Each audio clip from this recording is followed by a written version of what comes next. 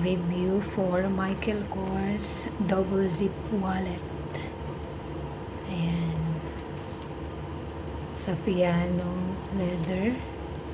So, scratch free siya. Okay.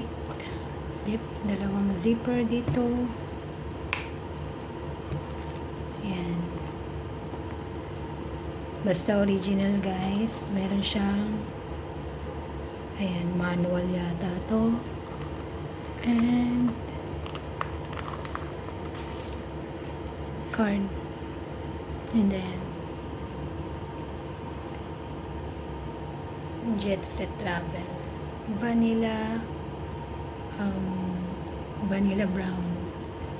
So ayan, meron din siya dito. Brand name. Tapos dito yung lalagyan ng phone. Ayan. Tapos lalak mo siyang ganyan.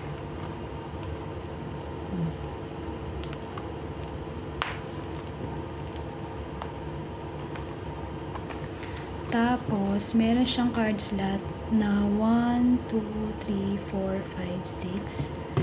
Meron siya dito pocket. Ayan. Tapos, ang pinakagusto ko dito itong zipper. Kasi pag maglalagay ka ng coins, ayan o. Saka to. Excuse me. Tapos, dito yung lalagyan ng bills. Sobrang sulit nito, guys. Order na kayo.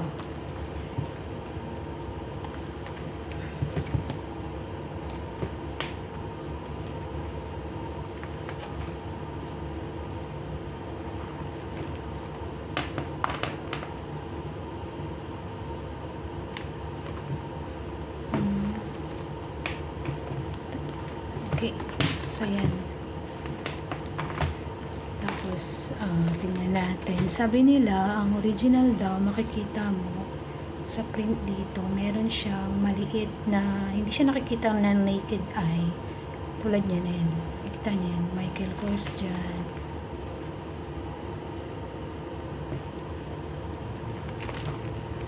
Tapos, dito meron. Ayan. Next time po, i-review ko yung nabili kong Michael Kors na same color, vanilla brown signature na yung tote bag na Charlotte. So, ayan. Thank you for watching. I love it. So, try natin. Pwede siyang wristlet. See? Napaka daming pwedeng gawin. Yun lang. Thank you. Sulit na sulit.